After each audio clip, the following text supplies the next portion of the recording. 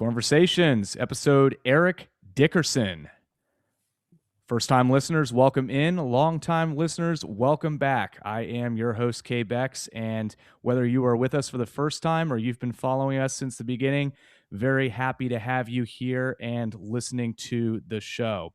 If you haven't done so yet, or you're a new listener, would very much appreciate the support on the socials and the ratings and reviews on the streaming services. That really helps us get the word out to new listeners and hopefully gets our name out there into the ecosphere so that more people are commenting and following along with the podcast. We're on all the major socials: Facebook, X at KBEX_ATC, Instagram at cornversationspod. And if you listen to us on any of the major listening platforms, ratings and reviews certainly help, especially with Apple Podcasts based on the way that they do their algorithms. So if you're an Apple Podcast listener or you just want to give us a nice review or rating on that platform, very much appreciated, in particular with that one. We are on the horizon of the NFL draft, one of, I would say, the more polarizing events in the sports calendar.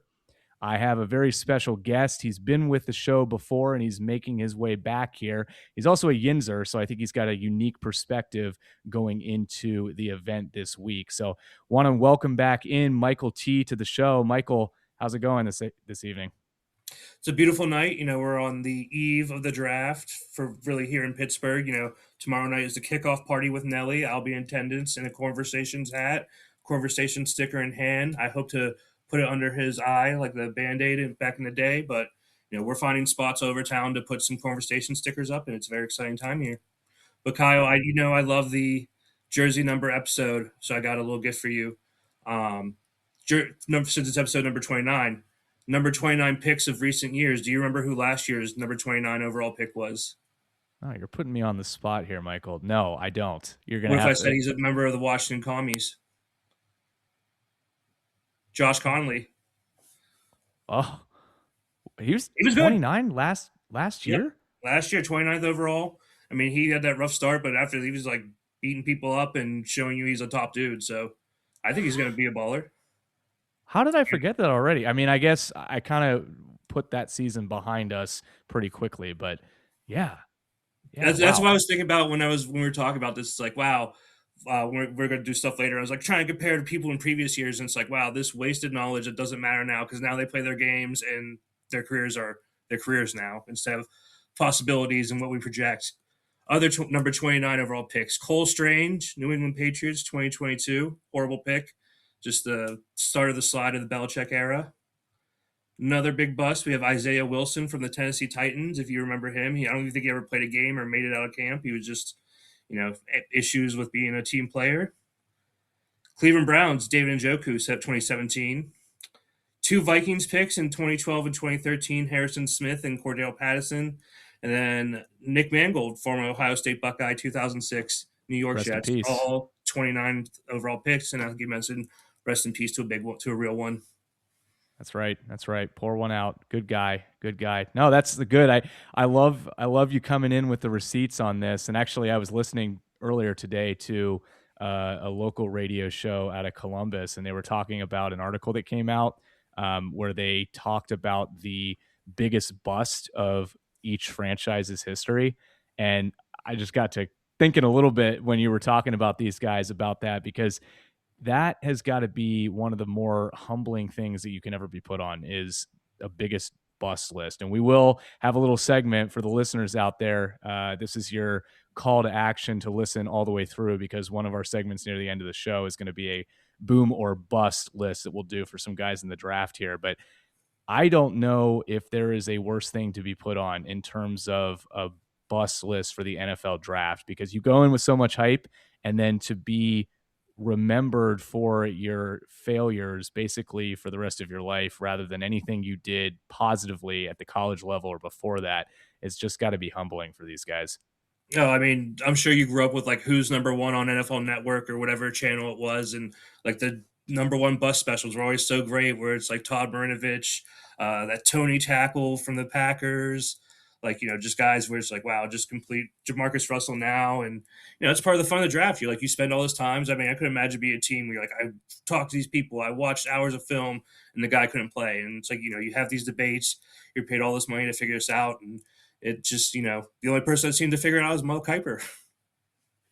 That's right. He's living the dream, doing the job that many of us would love to do for a living. But I digress. So you're in Pittsburgh, so you are going to the draft. Is that correct? Oh yeah, I'm going to be involved heavily.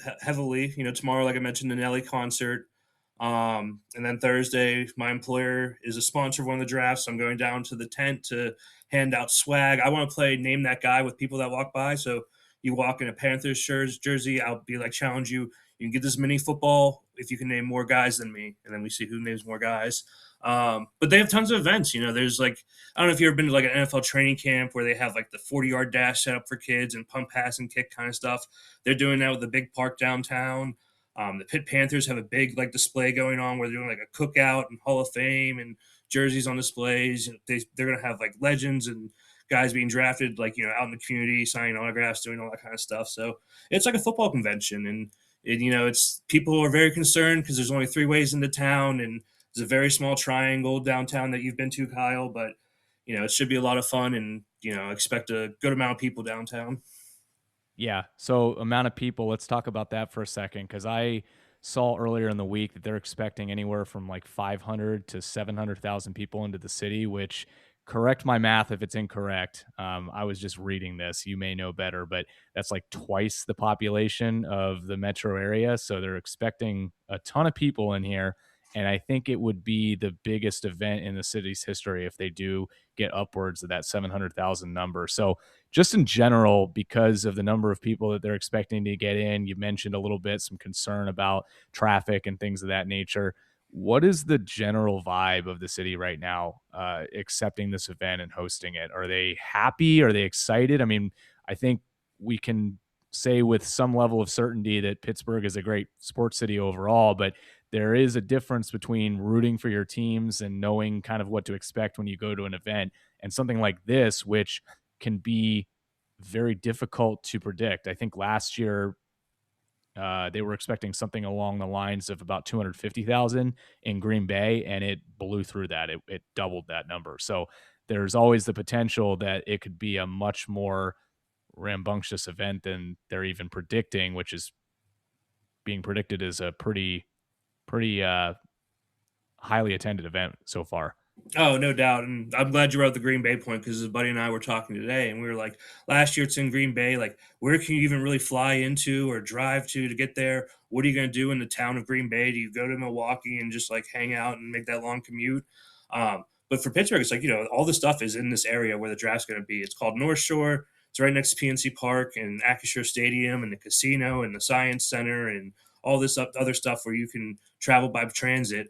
But back to the point of like all the people, it's like, within a 6-hour drive, think how many NFL teams there are. There's Cincinnati, Baltimore, Cleveland, Buffalo, New York, Detroit, Nashville, if you want to head south and everything. So I think you'll see like a lot of, people making that drive. And I don't necessarily think a whole lot of people are going to fly in, say from like, oh, Denver or like California or something. But I think that foot traffic is going to be very interesting and be like the tilting of the scale if like a whole lot of people come in. But the locals, they're preparing like they're under attack. Like downtown is dead. I work down there. This week you could just tell people were staying back in the office, working remotely. People are flying out of town. I know at least 5 different people who are like, yeah, I'm getting out. I don't want to be around this nonsense. Another buddy put his house up for Airbnb for the weekend, got 800 for 2 days, and just lives in a normal house in the suburbs. So, people, it's an exciting time, but people don't like crowds, and then people do like crowds. I mean, Pittsburgh, like you mentioned, the number you said is correct, around that 500 to 700,000. But 2018, there's a Pittsburgh Regatta where it's power boats on the water. That's 800,000 people. Taylor Swift came a couple years ago, 400,000 people. I think Pittsburgh will be ready, and there should be a lot of fun events and things to do, and something to look back on and be like, wow, what a fun time.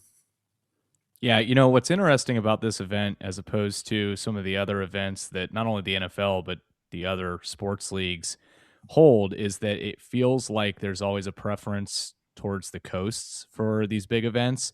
But I think with the NFL draft, it feels like the Midwest is uniquely positioned to hold these events and to do them well as opposed to the coasts. I don't know what your thoughts are on that as to whether or not you think that it's something that the Midwest just generally shows out for more. But that's my general opinion on it, is that whereas, the NFL likes to hold their Super Bowl in big cities, domes, or cities that have just gotten a new stadium, I feel like with the NFL draft, it's actually a better atmosphere in the Midwest cities that support it than if they were to consistently go to one of the coasts. Oh, for sure. I mean, it's like you're not getting the Super Bowl. This is the next best option.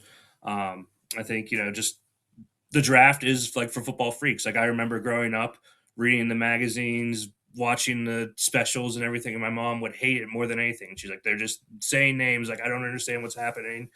And then now she's saying, "Oh, I can't believe you're still going to the draft. They're just gonna name names. You're gonna stand there for 4 hours." I'm like, "Yes, I am, Mom. You don't understand." And yeah, I mean, it's just like it's a basic event. Anyone can show up, anyone can listen, anyone can watch highlights, say they like that guy, don't like that guy. Especially, so many people are college fans versus pros, where it's like, "Oh, I'm following my guy onto the next level. Like where he ends up is going to be my team." So, the draft offers hope, and hope is eternal. Yeah. No introduction needed for that question. You basically answered it about unfiltered thoughts about the draft. I, honestly, I have for a long time felt a little bit differently. I am one of those people that looks at the draft and I'm like, okay, yes, I'm going to watch at least the first day and some of the second day. But I've always thought it's a little bit silly that this event has gained so much traction.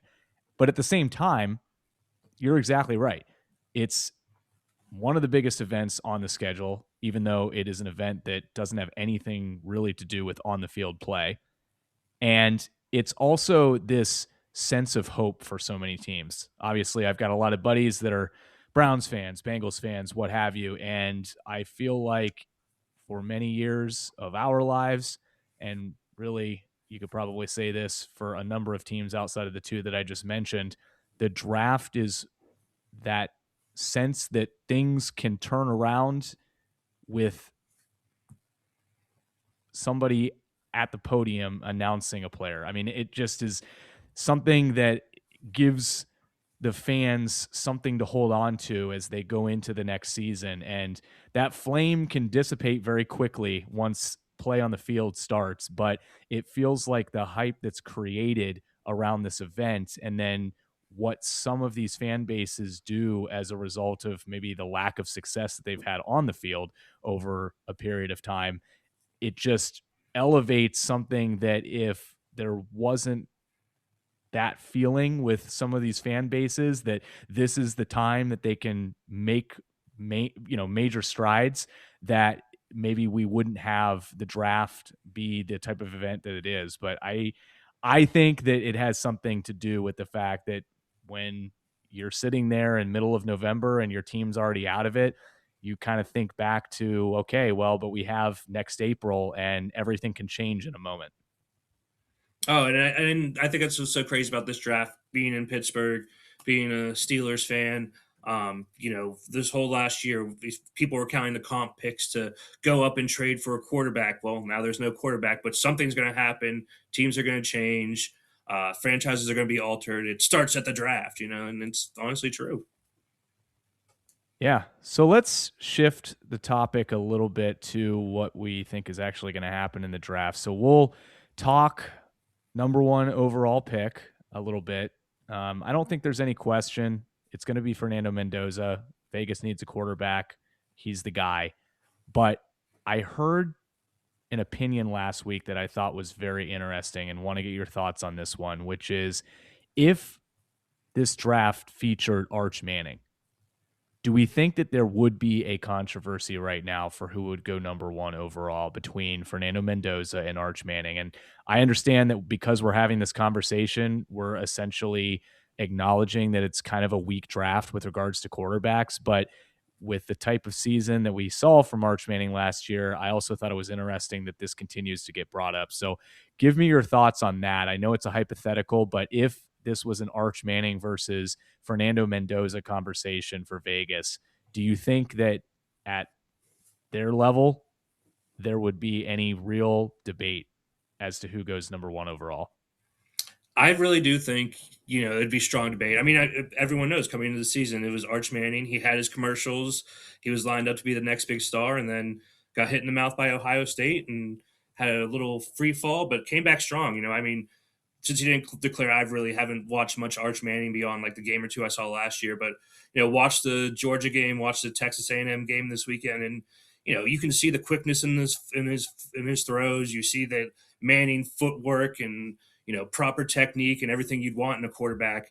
Now it just needs to be that processing of the speed and of the game because in his high school level played for some Louisiana private school conference where he's the tallest player and best player. It's like, well, you're not going to get better by playing weaker competition. So, he definitely came on strong in the second half. But I mean, I still think you go look at Mendoza, national champion, checks every box on the chart. Like, sure, maybe not the fastest arm like Arch, but he can still put it where he wants and can lead an offense and be a leader of men. So I would still have Mendoza one, but I could be talked into Manning. I mean, I really do believe if his last name's not Manning, he's kind of in that Ty Simpson realm. But a little boost for being football blue blood, I guess. So where would you stand on this, Kyle?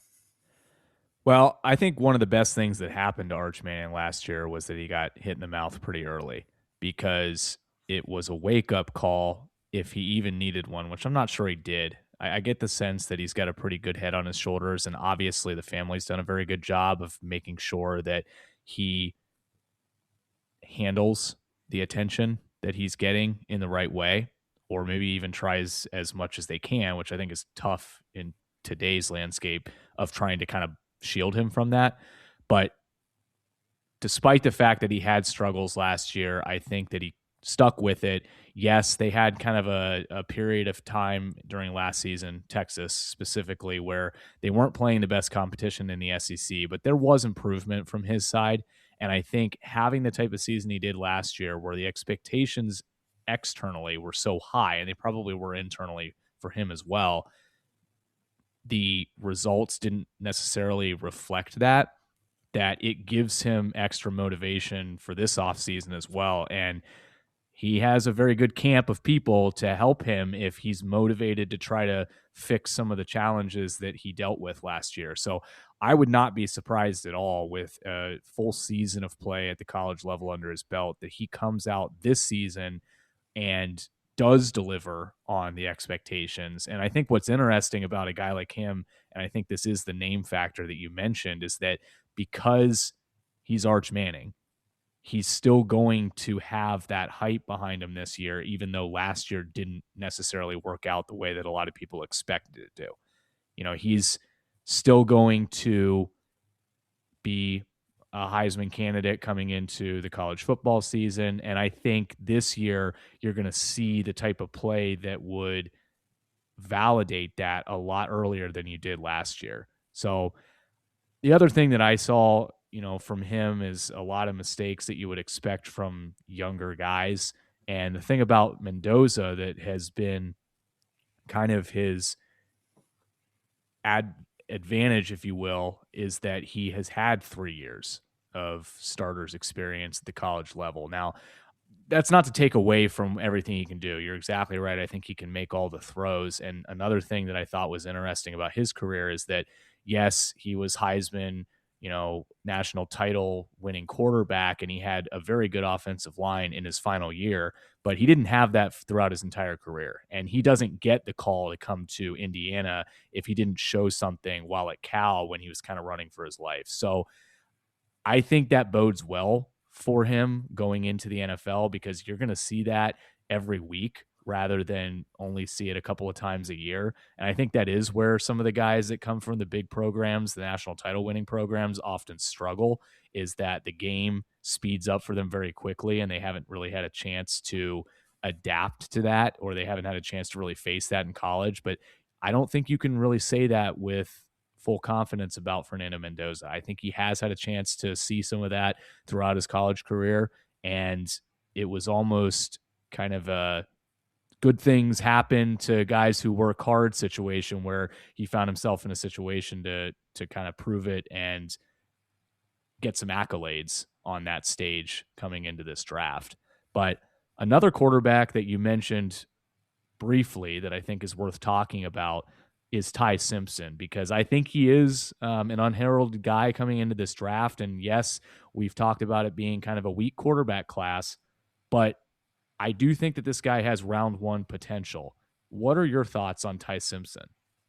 I think when you mentioned Mendoza's in the 3 years of playing, and I'm glad you were out of the Cal years because I feel like not enough people are talking about Mendoza at Cal, where it's like you're watching a bad football team. And Kyle, I know you're an Ohio State guy, but so you're not watching bad football teams, but you can see like when guys are guys, and you're like, okay, this guy is somebody, and that was certainly Mendoza. Same thing with Ty Simpson.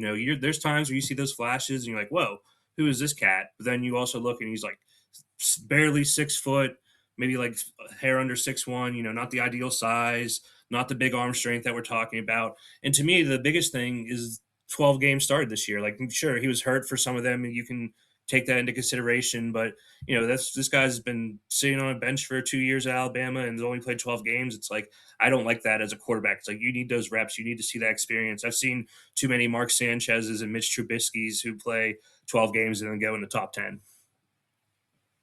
Yeah, that's fair. I think the other thing about Ty Simpson that has me hopeful that he could be a guy who does make it is that he's probably going to go near the end of the first round.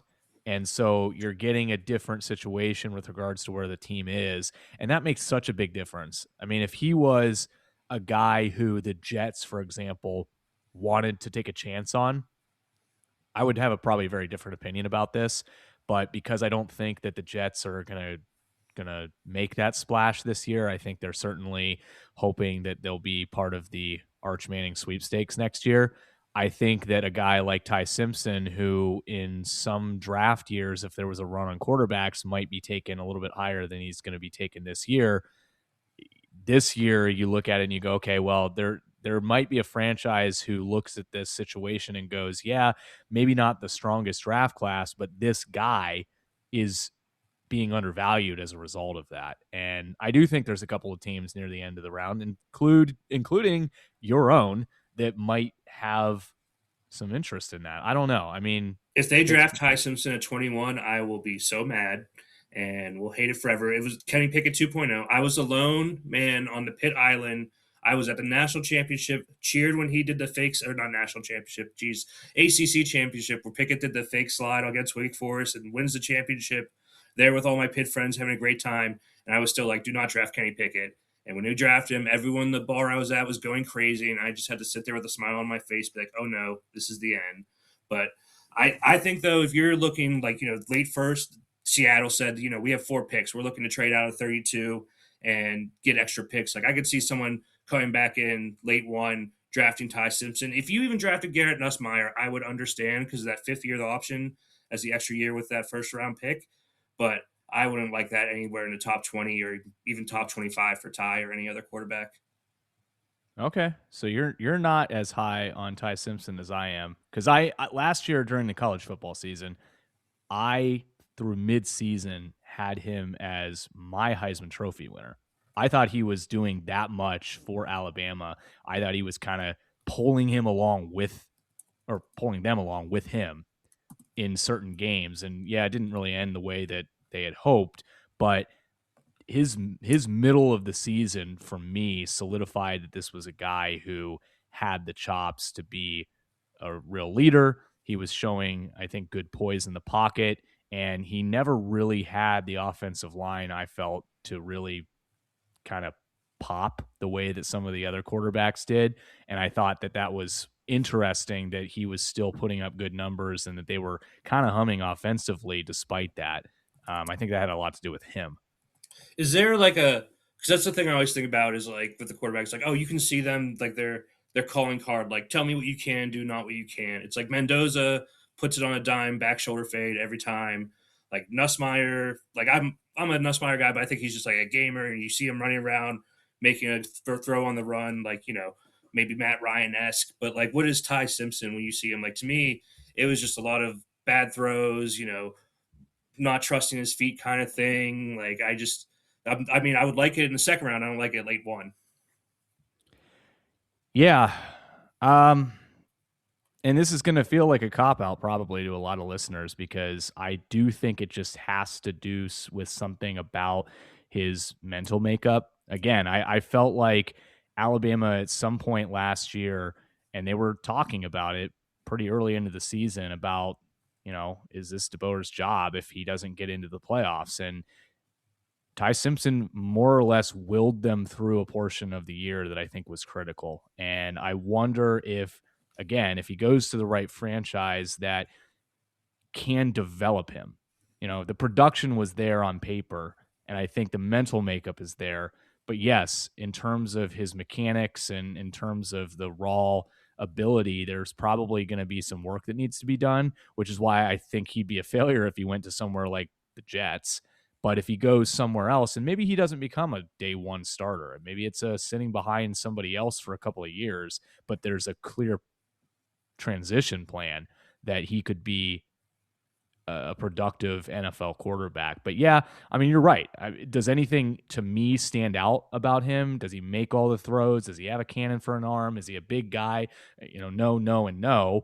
But at the same time, he took a team that was really kind of on the precipice of maybe having the season fall apart, and he saved it, in my opinion. No, I mean, and hey, smarts are allowed to work. I mean, there's been many quarterbacks who are just like a tactician and just slice you to death. And he's a son of a coach. I think his dad's like prolific in the high school level, coached in the college level as well. And you know, I just keep looking at the schedule that they played, and it's like I want to see him like do bad against like tough teams. But that first game against Georgia, throws for 276, a couple touchdowns.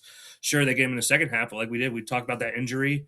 Against Vandy, 23 of 31, 340 yards. Like, the guy puts up numbers and, he's a winner, and that's counts for something. It does, but maybe I just have a soft spot for guys like that because I always had a soft spot for Kellen Moore too, and we all know how long he lasted in the league as a player. So maybe I'm on to something about Ty Simpson lasting in the league, but it might not be with shoulder pads on. Can I ask you this question? Because I saw it pop up in the news today. Sure. If you had to choose between, all right, so Mendoza's gone, you're in the late first round, Ty Simpson, Nussmeier, whoever, or trade for Anthony Richardson, what are you doing? Ty Simpson. No Oh, question. wow. I'm not giving up my Richardson stock. I'm the lone man on the island, but I'm waiting until I can't wait anymore. Yeah, I've never been a fan of Richardson. I am not a fan of Garrett Nussmeier. I think he has fallen into the portion of the top 150 that he probably belonged. I never really saw how he was a top overall pick. Did you watch him last year, though? This year was bad. They said he has this oblique injury, a cyst on his nerve. They cleared it out. But 2024, that, or would that be 2024? Yeah, 2024 looked pretty good. We'll see. We'll see. That's what I think the Steeler pick is going to be. I think it's him in the second or third round. His dad, of course, an offensive coordinator for Kellen Moore's offensive coordinator down in New Orleans. I think his dad's name's Greg Nussmeier, and then former assistant with McCarthy. I think connections there are just too strong. Yeah, no, that's fair. And actually, there's similarities there. Maybe you could even say that the connection there, as far as having a dad for a coach, is something where you could say, well, wait a second, K-Bex, you've got Ty Simpson, you like his mind. Why do you not like Garrett Nussmeier? You know what I mean? But I mean, on that kind of thing, I heard someone mention it. Maybe it was Nate Tice of Yahoo Sports, but somebody brought it up where it's like, you're the coach's son. You've been coached since you're 8 years old. Like, how much more can you level up? It's like, okay, if this is you've been fed since 9 years old, it's not gonna get better than this. Like, what else can you max out? And I think that's interesting to think about. Like, that's always that leap you see with quarterbacks. Like, once they figure out the game inside the game, that's where they're at their peak. Yeah, no question. I mean, if the game slowing down is not going to be a major level up for you, and I think with these guys who maybe have been around the game at that level for a long time, you could argue that that doesn't give them as much of a bump. Then what is the real sell for some of these guys, right? If they don't have the physical, tangible aspects that are going to make these scouts salivate. So we'll have to see, but we've talked at length now about a relatively soft portion of the draft. Let's talk about one that has a lot of heavy hitters, and this will be probably a first round run. Um, Offensive line and wide receiver are two big areas that I think you're going to see a lot of guys go in the first round. This is actually something we were talking about offline, Michael, before the show, and you brought this up. So this is, I'm going to give you your props here. This is your question, but I'll ask it to you first. Of the two positions, offensive line as a whole or wide receiver, where do you think it is more likely that we see a run come in the first round? It's a tricky question because it's you always do the Kyle. I assume you do hundreds of mock drafts on like the multiple websites and apps, right? All A pluses. Yeah, right. And so you're like, okay, if I do this in the first round versus this in the second round, and you do all the things, I'm just like, at the end of the day, the top end receiver guys and the top end lineman guys are better, and it's like I'd rather get them immediately. But then you even look at like I think it's going to be the tackles because that's what makes the money in the league. But then after when the Giants made that trade for 10, I'm moving to wide receiver. I think once Tate goes, you're going to see everyone panicking, being like, all right, now we need to get the receiver before it runs out. Like, if I can't get my top guy, let's go get him, or however you want to say it. But I think the wide receiver is going to come first. I think there's too many teams that have needs. You're looking at like the Giants, Rams, at like that like 8 to 12 range. You'll see a receiver go after Tate, and then boom, they're all going to be flying off the board. I think Denzel Boston goes top 15 at this point right now. Omar Cooper is my guy. I've been on him since the Penn State catch. I think that's who I want. The Steelers want at 21, but I think a team like the Jets at 16, where they have that second pick, a wide receiver's coming without a doubt. I don't even think it's crazy for the Carolina Panthers to draft a wide receiver for the third first round in a row. There's just so many talented guys, and I think they're just going to be flying off the shelves. Yeah, no, I think that's a really good point. And the other thing I would say about the offensive line and particularly tackle is that you typically don't expect these guys to be busts. And so teams are pretty set on, yeah, if we're going to go and get a guy, they're going to go and get a guy. I don't think you're going to see as many runs for those positions as you would something like wide receiver, where there are still going to be, I think, more widely varying opinions about that position than there are the offensive line. And so, you brought up Denzel Boston. I love him too. Carnell Tate, obviously. I love Jordan Tyson out of Arizona State. The And then injuries scare me. I want to be a fan, but I just can't do it. Okay. All right. I mean, I hear what you're saying, and I think that that's a good point. At the same time, the guy can go up and get the ball, and he is a freak athlete at that position. And frankly speaking, I think he was kind of slept on because he was playing a lot of generally meaningless games, given that Arizona State kind of fell off midway through the season. So I think that a guy like that and a guy like Mekhi Lemon out of USC, which, okay, he comes from an offense where maybe he's going to get more looks than he is going to wherever he goes in the NFL. But another good talent that I think is going to go off the board. Like you said, as soon as the first guy goes, there's going to be a team that went, oh, we wanted him. And so we have to act quickly in order to go get our guy, our next guy, if you will. Whereas with offensive line, I think that you're going to see these guys trickle in as far as the first round is concerned. A lot of them will go. But I don't know that you're going to necessarily see it happen in succession quickly the same way that you might with wide receiver. Yeah, just one other wide receiver. I think we kind of named all the main guys. Casey Concession. I feel like you are a fan of his style. I am a fan of his style. I'm surprised that he is not ranked as highly by some of the guys like Kuiper and McShay. Oh, I mean, I still expect him to go first round, of course. But I mean, he was just a fun watch. Like when I mentioned watching that A&M game with Arch, it's like, you try to skip through. And I was like, well, let's go take a look at KC real quick. And just to see him just be in the open field, there's one punt return. Guy holds on to the back of his shirt. It stretches out for like 30 feet as he runs away. But, just a fun player too. But the O-line, I think, a lot of the guys are the same. And it's like the old adage is like you can kick them inside the guard if they don't work. So it's like you have Malawage, the tackle from Miami. Some weird injury things are popping up now, but if he doesn't work there, you can move him inside. And Caleb Fanu and or Caleb Lomu and Spencer Fanu, the Utah tackles, same thing, move him inside. Even the Penn State guard, Iavani, I mean, he's just a badass Samoan dude. If he goes 6 to Cleveland, I'm not shocked at all. And then I could see that being a situation where it's like, oh, well, maybe Arizona took a tackle at 3, Ioni at 6, and then you start seeing maybe um, Kansas City at 9 take a tackle, and then here they go off the board with a run of linemen. So it just happened. It just depends on the order. I mean, I think that's the interesting part about this draft. It's like no one has any idea yet. We're 2 days out. Usually you hear something. I feel like it's been all crickets. Like no one has this top 10 is in this order. It's like Mendoza, and then anything's possible. Yeah. One more, I guess, very, very short thing that I'll say about the positional sizing up that we just did here is that with the offensive line, you're not going to get shown the door as a GM picking that pick. It's the safe pick. It's the pick that's usually going to buy you some time unless you have to make a splash. But you usually don't get runs on unsexy. You're going to get runs on sexy, and wide receiver is the sexy pick there. So, excuse me, sir. Linemen are very sexy. They are well, the backbone of the game.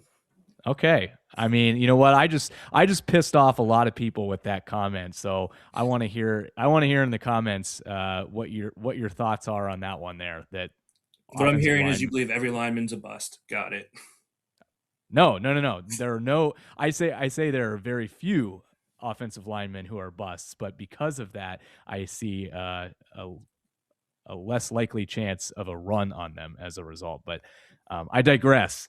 Let's shift the topic a little bit. Let's talk now about some of these guys, as far as the GM is concerned, who might be looking to make a splash in this draft. This is another question that you brought up before the show, and I liked it a lot because I think the answer is yes, but I want to know your thoughts on maybe whom. If there is a GM in this draft that is going to do something crazy, if you will, who is the most likely in your mind to do that in the first round? Well, can I break this down with 3 obligatory, and we can pick one of the 3 because it's bound to happen. The Jets, who have 2 and 16, and then 2 second-round picks. Dallas at 12 and 20, no second-round pick but a third, and then Cleveland Browns 6 and 24. What do you think when you have that multiple cash load and you have the franchise instability? One of those people are going to do something crazy. I feel like it has to be Jerry, maybe doing like 12 and 20, moving up to 4 at Tennessee and drafting Jeremiah Love, which in my head, I'm like, oh, that's awesome. But they just have so many holes that, like, a running back's not going to fill it. It's like Zeke Elliott all over again. Okay. No, we sort of combined 2 topics that we were going to have here because there was the other question. I didn't even think about that. That's my bad, Kyle. No. That's okay. I mean, let's combine it because I like that. I think you're right. It's going to come from a team that has some draft capital, and what do they do with it creatively that might be the story of the draft in terms of shakeup. There's one, though, that you didn't bring up that I think could be a candidate, and that's Miami. I think you've seen it before with them. There's certainly some instability within the franchise. Obviously, the quarterback situation is in flux now. I think all 3 of those things lend itself to Miami being a team, and they've got their 2 draft picks as well in the first round, albeit one of them being very late at number 30, and it came from Denver. But I still think that with that draft capital and with the number of question marks that they have there, that you could see something happening in Miami. I mean, they've taken swings in prior years. They missed, but I don't really see there being a reason why they wouldn't be willing to take another swing. Oh, if they didn't trade for or sign, whatever the perfect terminology is, for Malik Willis, it's like I could see them doing the Houston Texans a few years ago, trading up for a quarterback, trading back up for the top pass rusher or key defensive player. I mean, I think they could move. I believe they have like 3, maybe 4 third-round picks, but enough to be like, oh, we have capital to move up if we want to. And I could see them being you mentioned like a team that makes a move, like go up, get Tate, or go get a playmaker at the top. Like, I think they can get one of the linemen if they stick around there. But, they definitely are going to have a way to move up. And doing something crazy can't be. It's not a bad thing. Like the Houston one I mentioned, that's not a bad way of being crazy. But it just takes someone to just kind of go off the board and off the beaten path a little bit. Another team that I think could move up and do something interesting, Houston, number 28, 38 in the late second. Move up, get a guy that you think could be that final piece of the puzzle. Is there any other teams that you've had thought of or thought they might be in desperate times? Desperate times. I think always you look at the Jets, but again, I think the Jets are looking at next year. Do they I draft Ty think Simpson? the Jets? Yes, No, with 16 or one of their twos. Trade back no, up in the first. no. I don't think they go after Simpson. And because I've had glowing reviews of Simpson earlier in this episode, I really hope they don't, because I don't think that's the right place for him to go. He will that is where quarterbacks go to die, especially a guy like Simpson, where maybe Mm-hmm. you're not 100% convinced about his abilities. So I don't think he goes there. I truly believe that they're in the Arch Manning sweepstakes for next year. If there is ever a team who is not going to be super upset if the season doesn't go the way that they have told everybody, like fans, that they would hope it does, it would be the Jets this year. So no, I don't think it's Ty Simpson, but they're certainly in a precarious position, as they often are. I think as far as teams with 2 first-round picks are concerned, I would most want to be the Giants. I know it's becoming not as chic now to call the Giants a sleeper for this year, but I think that they're going to potentially be a very good team very quickly. I think Harbaugh's going to establish a culture there, and I don't necessarily think you need Jackson Dart to be a great quarterback to win in that type of system. So I think that they are going to do some things this year that are going to prove some people that have faith in them right. They've also got a lot of guys coming back from injury, but yeah, Where do you go I if you're the Giants at 5-10? Then what do you I would be very excited if they end up with Sonny Styles and Caleb Downs, or vice versa, one of those two and Carnell Tate. I feel like you can't lose in that situation.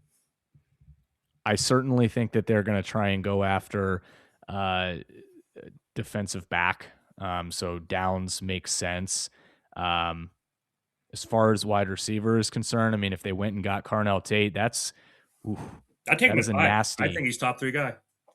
that's a nasty lineup there. You get Malik Neighbors coming back and Carnell Tate. I mean, ooh, you know, That, that, is that hey, John Harbaugh's that makes style though? Jackson Dart can't complain about his situation if that's the wide receiver room. Right, right. And I think that's actually some people's point about why they're maybe kind of moving off of being high on the Giants, is that with the amount of capital they have and with the expectations that are starting to be formed about the team, there is going to have to be some level of competency from Jackson Dart. And I just don't know if everybody is on board that they're going to get that out of him. Buy or sell Jackson Dart. Right now, I would buy. Oh, Be, I would buy because okay. again, I don't think that they need a guy who is excellent in Harbaugh's system for them to be a competitive team, especially in that division, because it's going to be black and blue. There's going to be a lot of tight games in the East. We touched on a lot of bad teams, rebuilding situations, which I think that's so great with those 2 picks. It's like, you have a clean slate, you can do whatever you want. This is your time. But what about Kansas City? I'm getting very strong Golden State vibes when they drafted Kaminga and Moody. The 2 timelines. You have your Mahomes star and Curry, and you just don't build around them, or pick the wrong pieces, I guess. Yeah, I mean, it doesn't take much in terms of misses for a team to start to show cracks. And obviously, we saw them last year. I was on the train of, hey, just give it time. They're going to figure it out. They're going to get it together. That obviously didn't happen.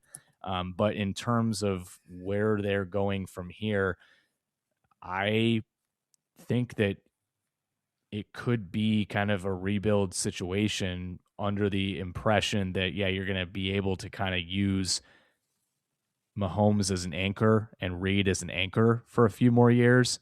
And maybe you can catch lightning in a bottle, kind of similar to what you said about Golden State. I mean, use Steph as an anchor and then kind of bring some pieces in that complement what he can do at his age.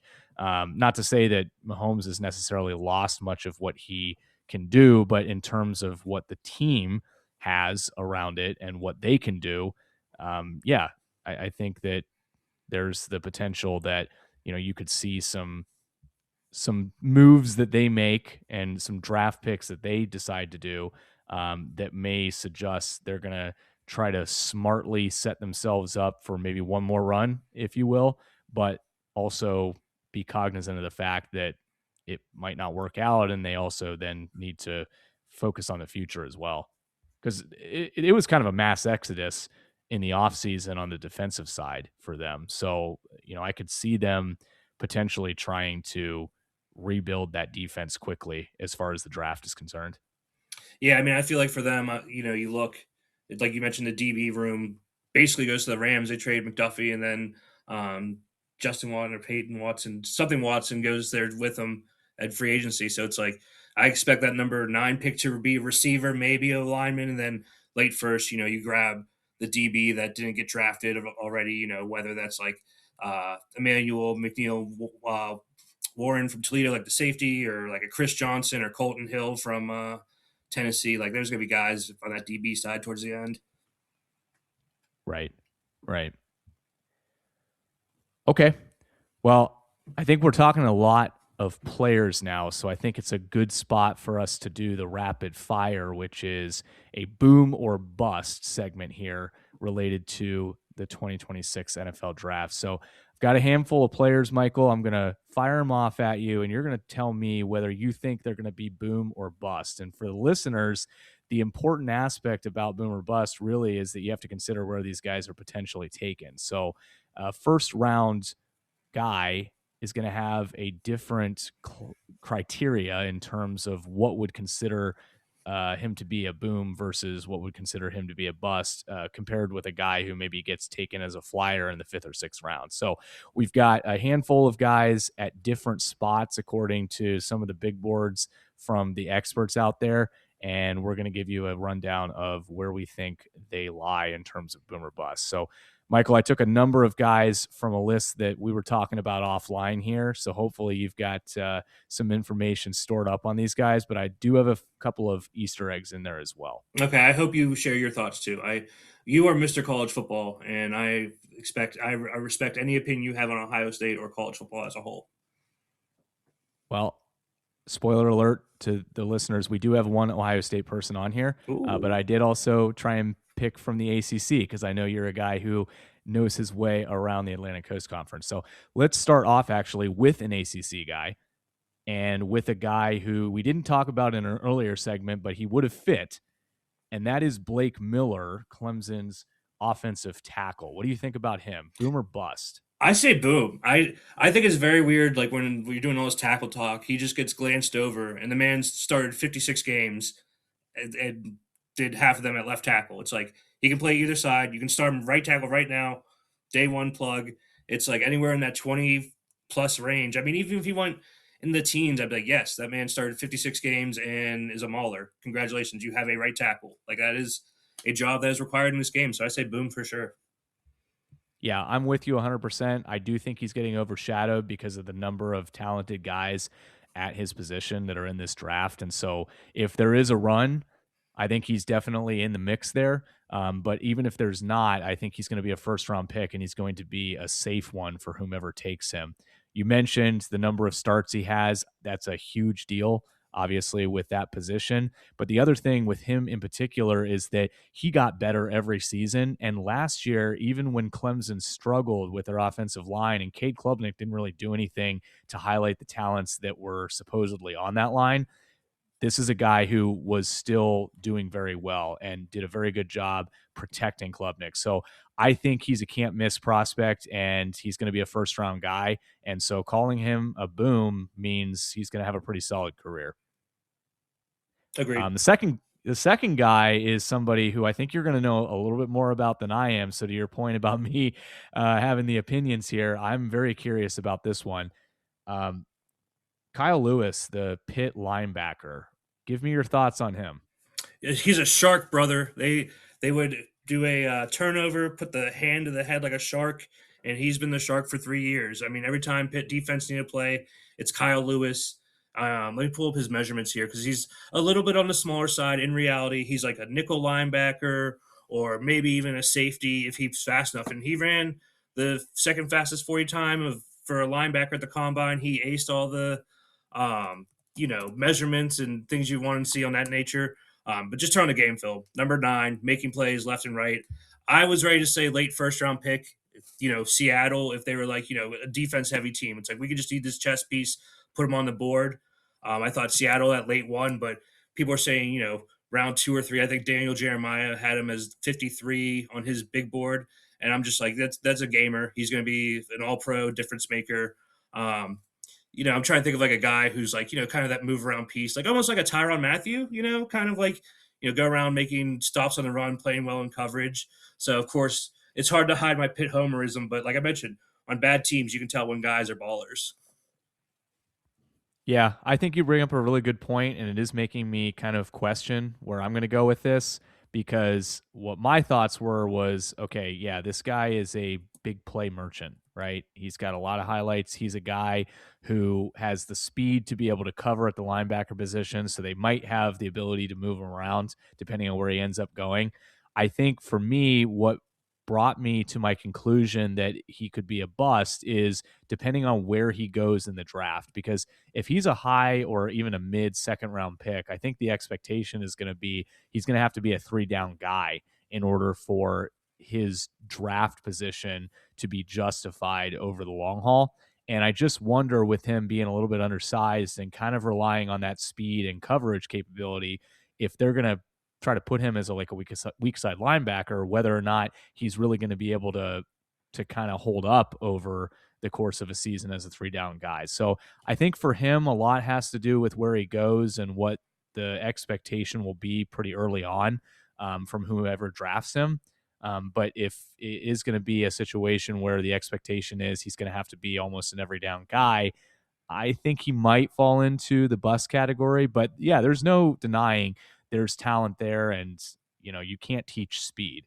And frankly speaking, you can't really do a lot in terms of teaching primarily linebackers good coverage. So there's some things to like about him, but I'm going to go opposite here, and I'm going to say bust. 5'11", 7/8, 220 pounds, 31 and 1/4 inch arms, a 4.5, 340, 158 10-yard dash. Put him at safety. I'm all in, brother. I was going to say, yeah, if we're saying weak side nickel linebacker or something like that, I think it's bust. If they decide to put him at safety, okay, different story, because you can't get into the weight room and add height, and there's only so much you can do, right, in that regard. But put him in at safety, I think it's probably a different story. All right, number 3 here on our list. I loved this one, so I want to hear your thoughts on it. This one's kind of out of left field, but if you're a college football fan, you'll enjoy this one. Coming out of Kansas, the quarterback who feels like he was there for half a century, and that had something to do with the injuries that he incurred while he was there. But Jalen Daniels, what do you think about him?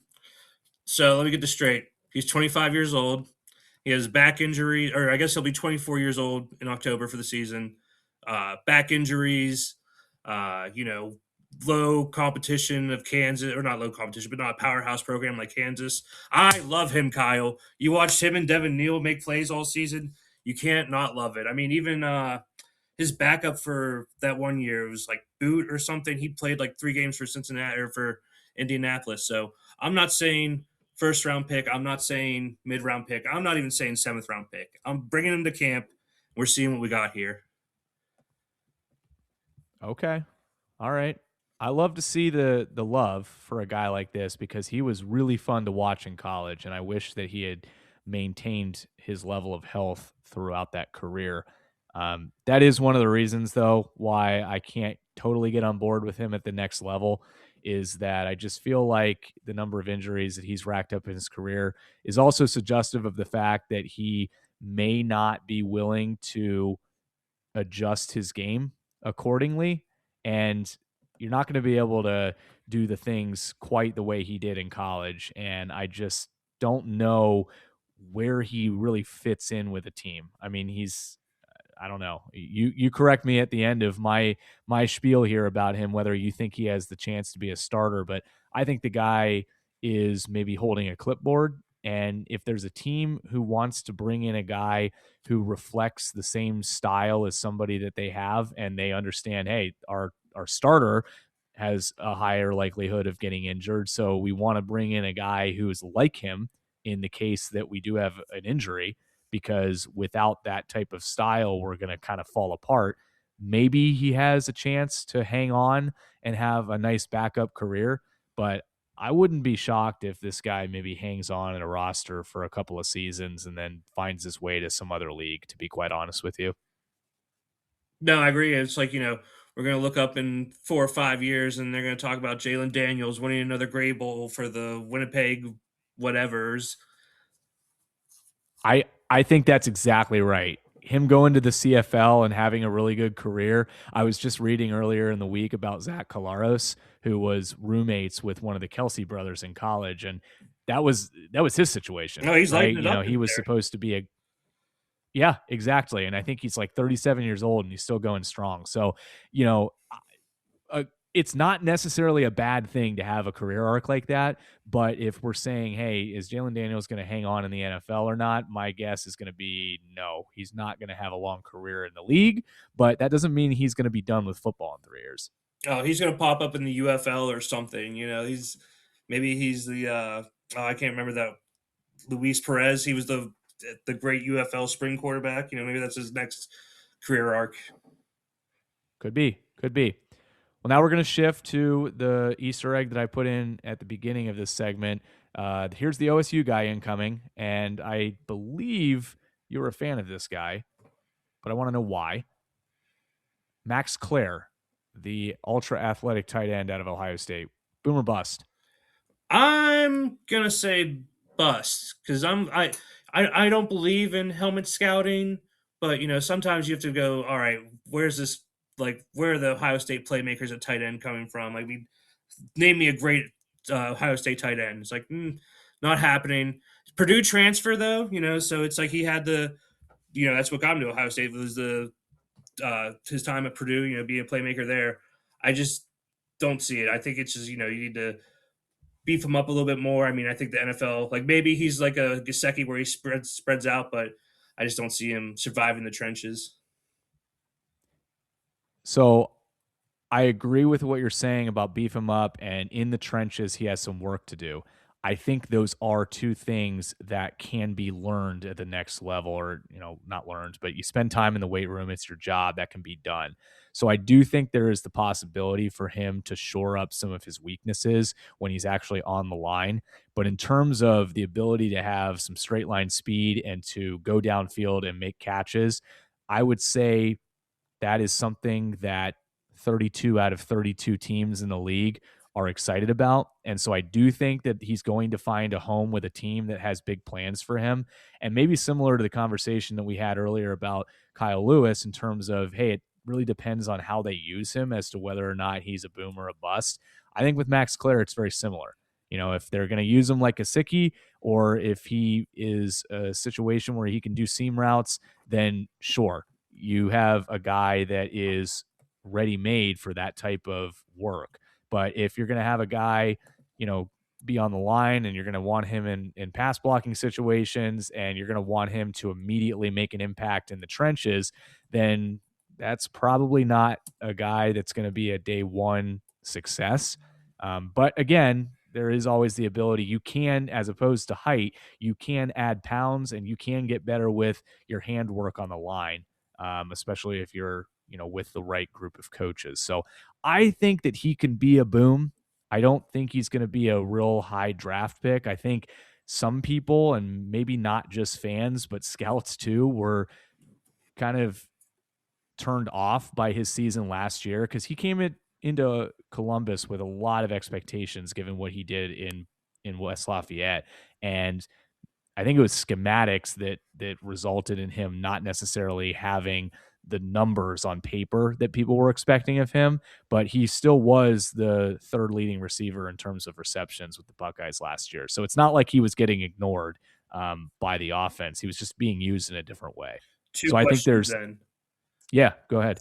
Does he like? I don't watch a ton of Ohio State. Is he? Does he do? Is he like a jump ball guy? Can he like go up and get it, or is he just like kind of like, oh, run down the stream and you're gonna catch the ball like in your arms? You know what I'm saying? Like, does he get up for the balls? He has athleticism, but yeah, I mean, he is more of a guy who is fluid and can run. And so you want to try to get him in open space more so than him just going and taking the ball down and having like the physical presence that you might see from certain tight ends. So I definitely think he's more of a like a speedster guy than your physical go up and get it. But it's not to say that he can't do it. I just don't think that that's necessarily his true strength. No, and it's like, they have coach in their name for a reason. It's like you draft the traits and build them up. But my follow up question is he even the best tight end from Ohio State in this draft? Is that a fair question? Are you, Will I think he is. the other tight ends in the draft too? Will Kakmarak?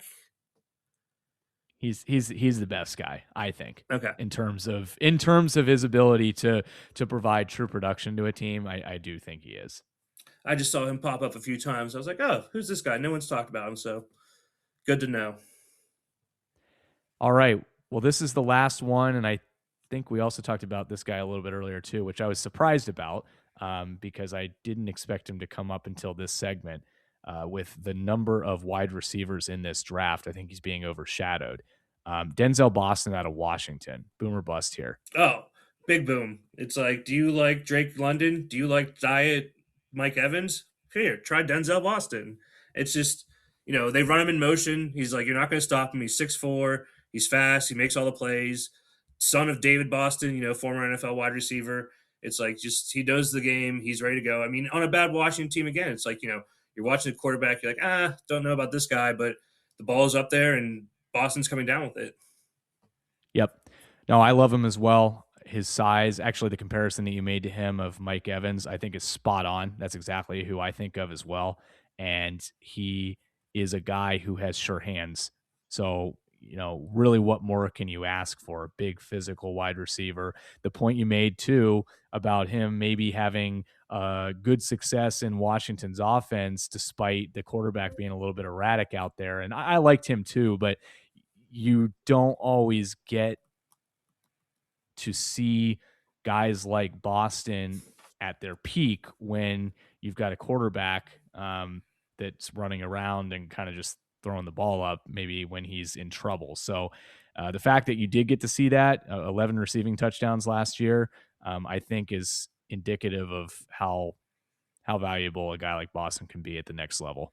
Yeah, I mean, I saw some people be like, "Well, is he tough enough? Is he like able to get through the garbage?" It's like, yeah, he's 6'4". Throw it up. Like, you don't have to be able to do everything. That's why you're going late one and not five. So, it's all right to have flaws and be a good ball player still. I saw other people say comparing to Cortland Sutton. I think that's a fair, like, if he works out perfectly in the NFL, that'd be a pretty good player.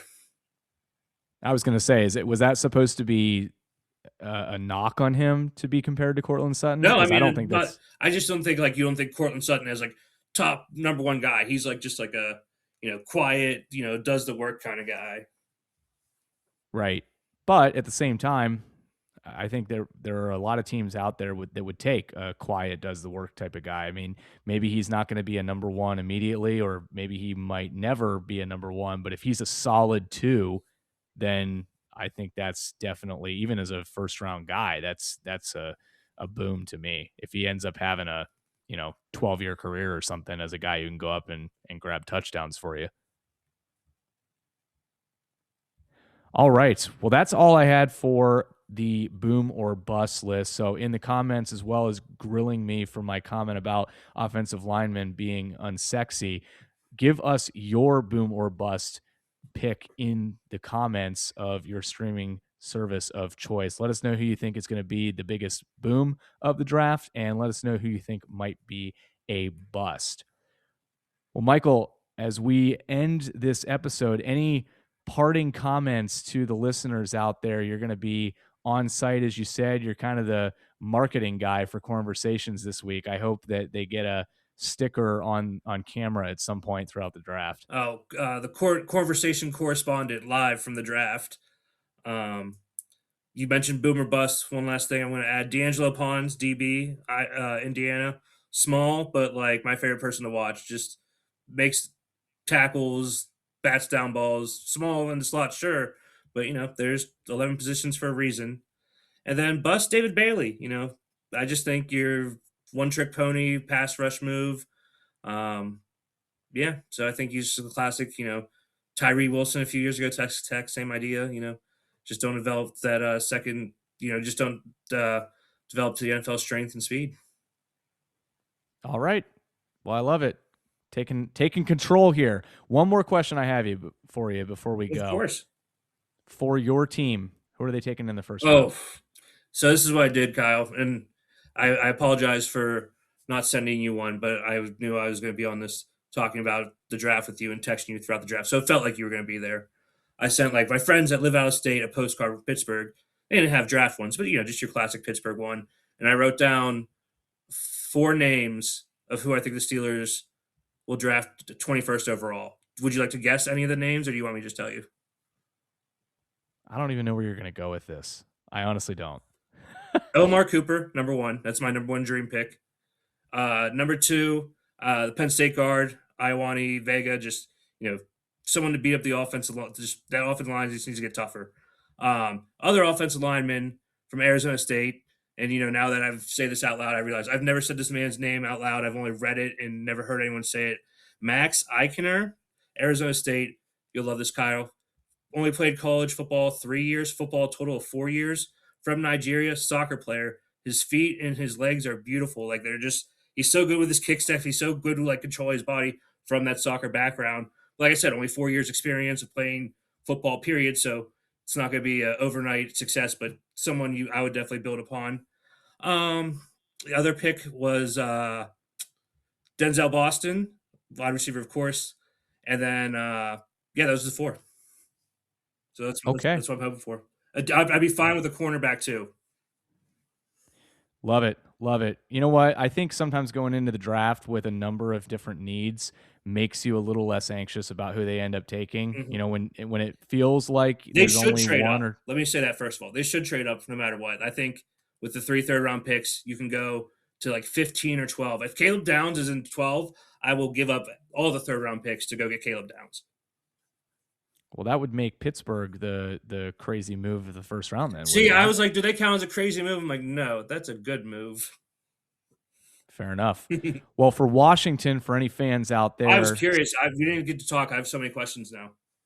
No, that's okay. I mean, I'll give you my thought on where I think they might go, which, again, kind of a stab in the dark because they do need so many things on both sides of the ball.